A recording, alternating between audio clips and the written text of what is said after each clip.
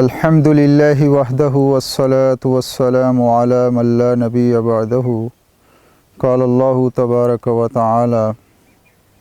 ومن احسن قولا ممن دعا الی اللہ وعمل صالحا وقال اننی من المسلمین وقال تبارک و تعالی قل هذه سبیلی ادعو الی اللہ علی بصیرۃ انا ومن اتبعنی وقال اللہ تبارک و تعالی کنتم خیر امۃ اخرجت للناس تأمرون بالمعروف وتنہون عن المنکر وتؤمنون باللہ وقال النبی صلی اللہ علیہ وسلم انا خاتم النبیین ولا نبی بعدی وقال النبی صلی اللہ علیہ وسلم بلغوا عنی ولو آیہ وقال النبی صلی اللہ علیہ وسلم فلیبلغ الشاہد منکم الغائب او کما قال علیہ الصلاۃ والسلام۔ دعوت الی اللہ کا موضوع بہت بڑا عنوان ہے۔ دعوت کا معنی ہے بلانا، اور الی اللہ کا معنی ہے اللہ کی طرف بلانا،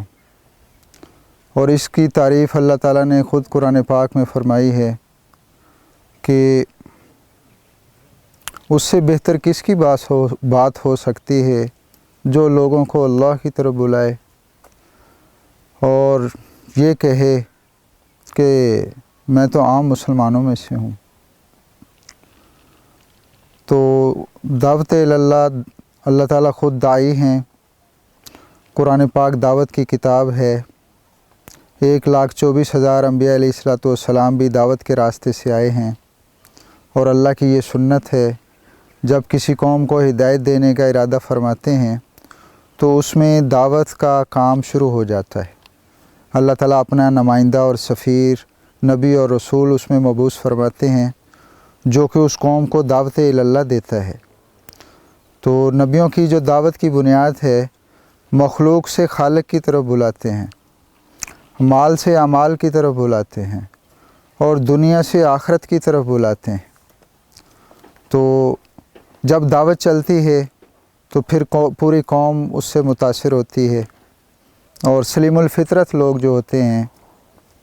وہ ہدایت کی طرف آتے ہیں اور دین کی طرف، اسلام کی طرف اور اللہ تعالیٰ کی طرف کو چلتے ہیں، اور گمراہی سے نکلتے ہیں، اندھیروں سے نکلتے ہیں، جہالت سے نکلتے ہیں، اور ایمان کی طرف اور اسلام کی طرف اور پھر عبادات کی طرف اور اپنی اصلاح کی طرف آتے ہیں۔ تو ہر قوم کی اصلاح کا جو طریقہ رہا ہے، اللہ تعالیٰ کے ہاں ایک ہی ترتیب ہے کہ اللہ تعالیٰ نے سارے نبیوں اور رسولوں کو دعوت کے راستے سے ہی بھیجا ہے۔ 1,24,000 انبیاء علیہ السلام دعوت کے راستے سے آئے ہیں، اور سب نے آ کے دعوت کا کام کیا ہے۔ اگر اللہ تعالیٰ کے ہاں کوئی اور ترتیب ہوتی دین کو قائم کرنے کی، قوموں کی اصلاح کی، قوموں کو گمراہیوں سے نکالنے کی، اندھیروں سے نکالنے کی، تو اللہ تعالیٰ مختلف انبیاء کرام علیہ السلام کو مختلف ترتیبوں سے اور مختلف راستوں سے بھیجتے۔ تو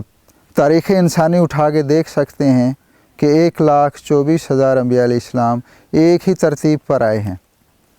اور اکثر انبیاء علیہ الصلوۃ والسلام نے یہی کہا ہے یا قوم اعبدوا اللہ واطیعون یا ایھا الناس قولوا لا الہ الا اللہ تفلحون۔ تو قومیں پہلے ایمان کی طرف کو چلتی ہیں، دعوت جب چلتی ہے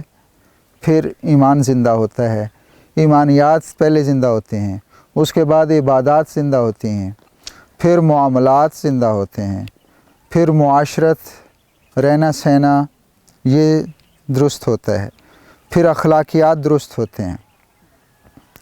تو اس طرح سے انبیاء کرام علیہ السلام کی محنت سے قومیں جو ہیں وہ ہدایت پر آتی ہیں، اچھے اخلاق پر آتی ہیں اور سدھار پر آتی ہیں، اور ان کی بگڑی ہوئی زندگی جو ہے وہ درست ہوتی ہے،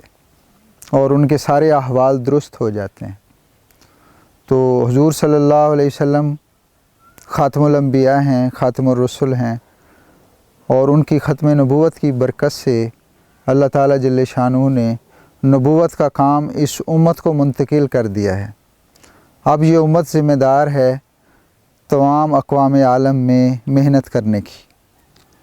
और अब कोई नया नबी और रसूल मबूस नहीं किया जाएगा। यही उम्मत नबियों की कायम मुकाम है, हुज़ूर सल्लल्लाहु अलैहि वसल्लम की जानशीन है और कायम मुकाम है। इसी उम्मत की मेहनत के ऊपर अल्लाह ताला ने अब दारो मदार रखा है तमाम अक़वाम आलम की हिदायत का और इस्लाह का और सुधार का। ये उम्मत अगर मेहनत करेगी तो अल्लाह ताला अक़वाम आलम को हिदायत देंगे और सारी दुनिया के अंदर हिदायत की हवाएं चलेंगी और इंसानियत सुधरेगी और परेशान हाल इंसानियत वो सही रुख पर आएगी, हिदायत पर आएगी और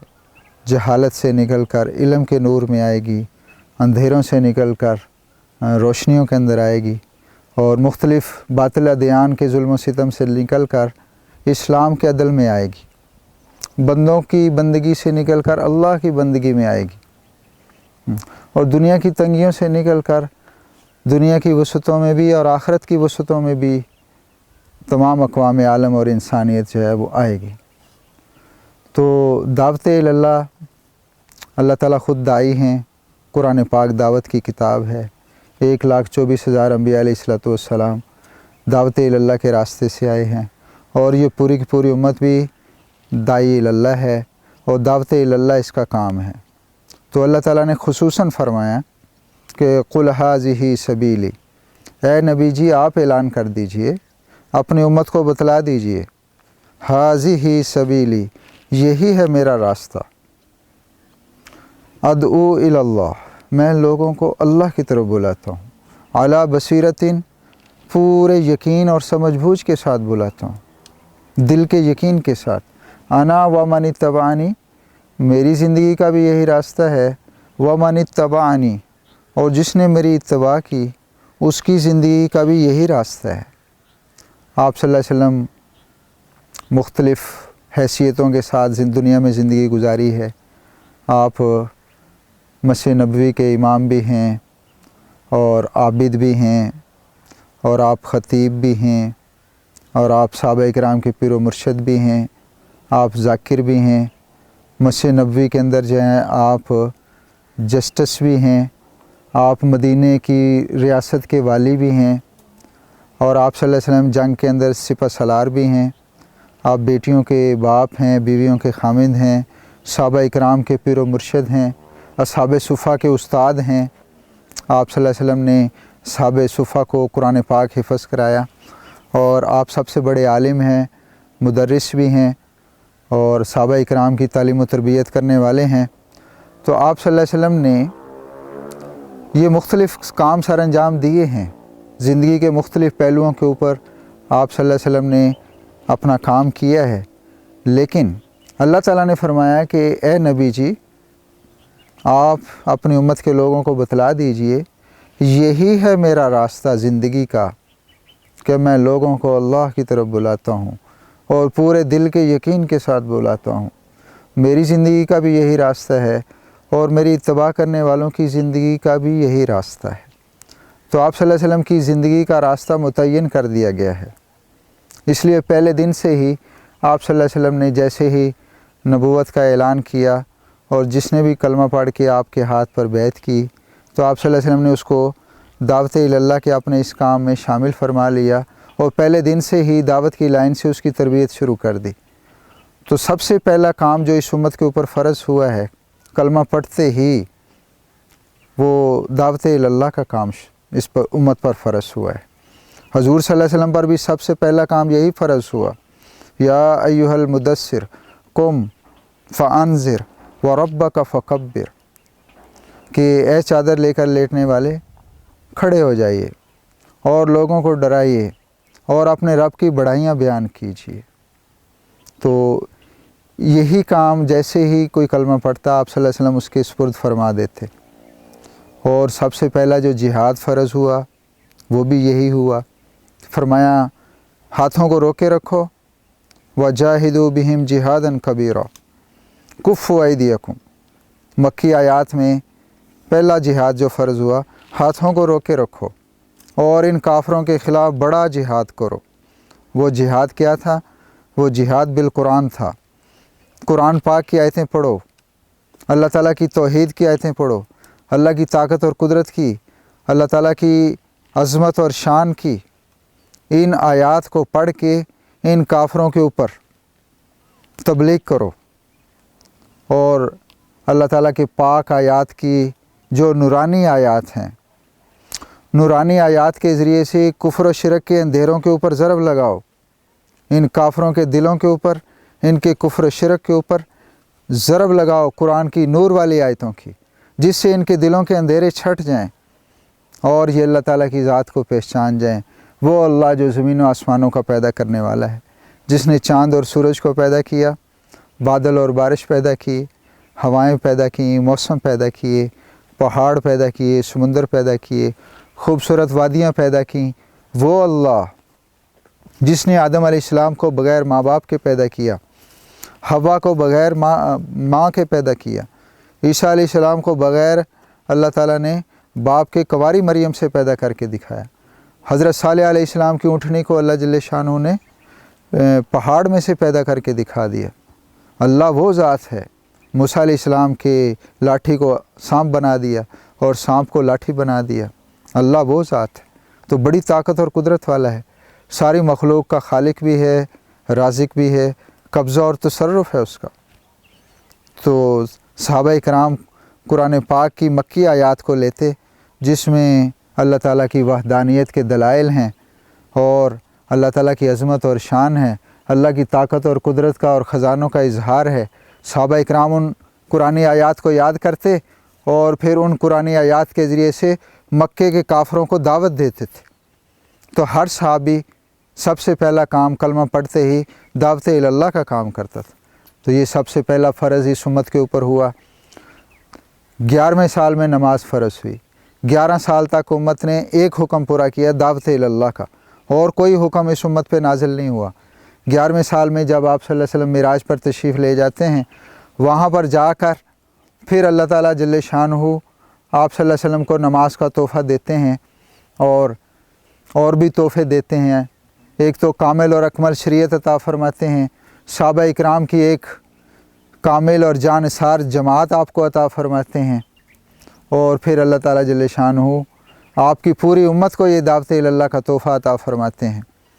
تو یہ تحائف لے کر آپ صلی اللہ علیہ وسلم تشریف لائے، جس میں نماز کا تحفہ بھی تھا۔ تو یہ نماز 11ویں سال میں ملی ہے۔ سب سے زیادہ جو امت نے 11 سال تک محنت کی ہے، اسی کلمے کی محنت تھی کہ دعوت اللہ، اللہ کی بڑائیاں بیان کرنا، اللہ کی شان و شوکت، اللہ کی عظمت، اللہ کی طاقت اور قدرت، کہ اللہ کتنا بڑا ہے اور کتنی طاقت والا ہے۔ زمین و آسمانوں کو اس نے اپنی قدرت سے پیدا کیا ہے، اور کائنات کی ہر چیز کو اپنی قدرت سے پیدا کیا ہے، اور خلاق عالم ذات ہے، اور رب العالمین ذات ہے، اور سارے جہانوں کا رزاق اور پالنے والی ذات اللہ کی ہے۔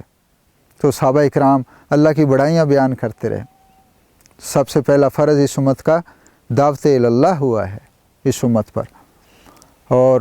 دعوت و تبلیغ کا جو کام اور محنت ہے، جب اس کے اندر اتنی طاقت ہے کہ اس کی وجہ سے کافر اسلام کے اندر آ سکتے ہیں، تو پھر اس دعوت و تبلیغ کے اندر اتنی طاقت بھی ہے کہ اگر کوئی مسلمان دین سے ہٹ گیا ہے اور گمراہی کے راستے پہ چل پڑا ہے،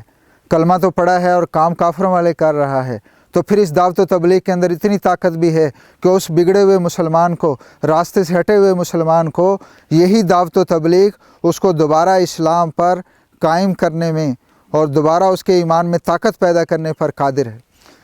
یہ دعوت و تبلیغ کا کام اتنی طاقت رکھتا ہے، اور بعض مسلمان یہ سمجھتے ہیں کہ دعوت و تبلیغ کا راستہ صرف کافروں کے لیے ہے۔ دعوت و تبلیغ کا راستہ اللہ تعالیٰ نے مسلمان امتوں کے لیے بھی مقرر کیا ہے۔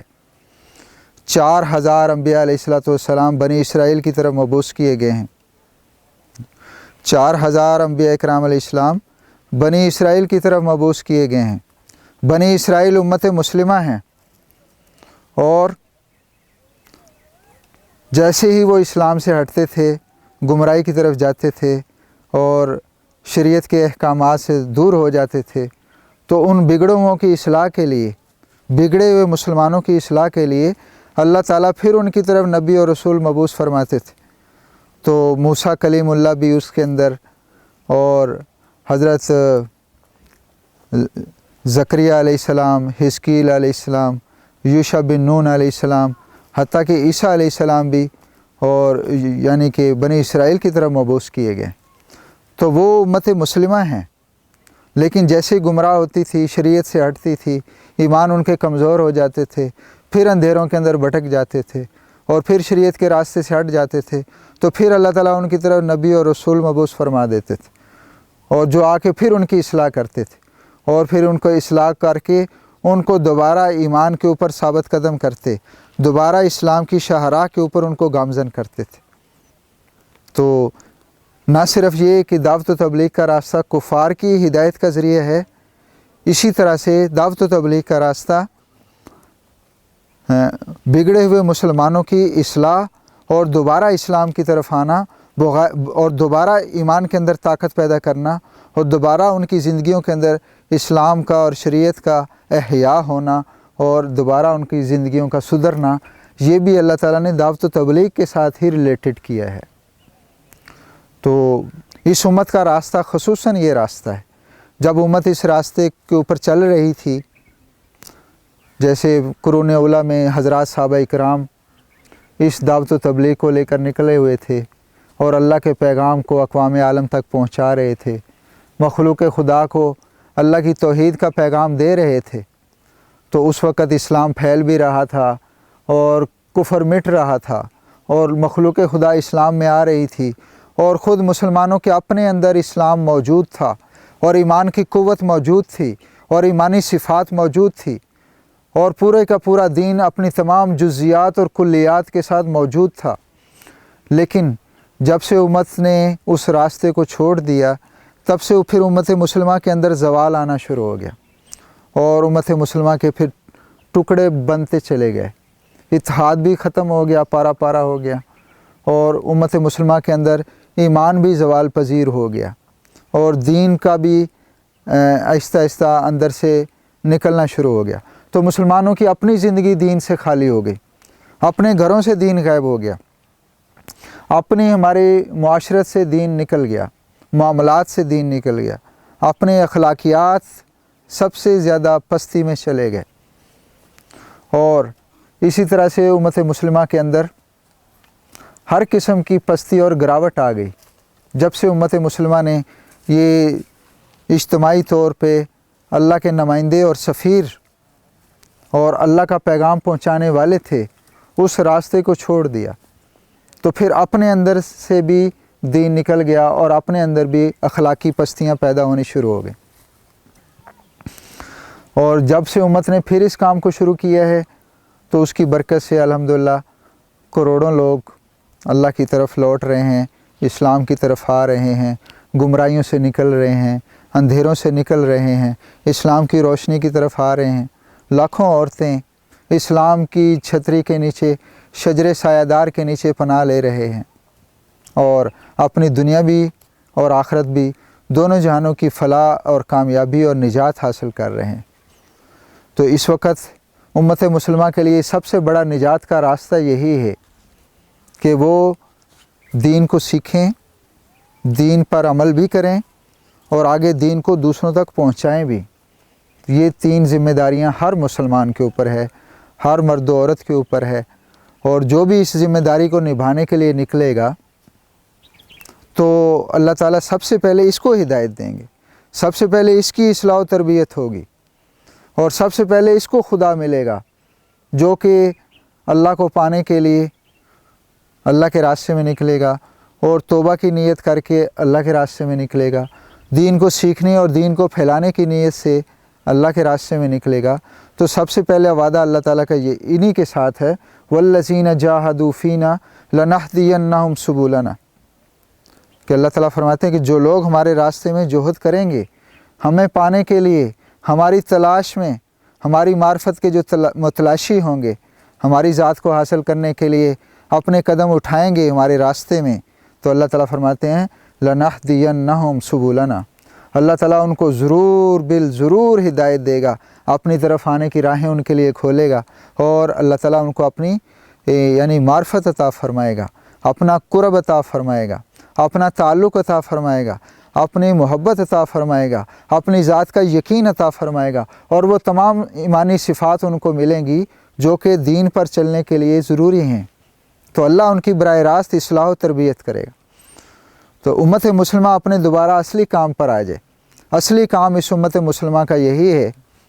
کہ جو حضور صلی اللہ علیہ وسلم کا کام ہے۔ اللہ تعالیٰ نے فرمایا اے نبی جی اعلان کر دیجئے، قل ھذہ سبیلی، کہہ دیجئے یہی ہے میری زندگی کا راستہ، ادعو الی اللہ، میں اللہ کی طرف بلاتا ہوں، علی بصیرۃ، پورے یقین کے ساتھ بلاتا ہوں، دل کے یقین کے ساتھ، انا و من اتبعنی، میری زندگی کا بھی یہی راستہ ہے، فرمایا و من اتبعنی، اور میری اتباع کرنے والوں کی زندگی کا بھی یہی راستہ ہے۔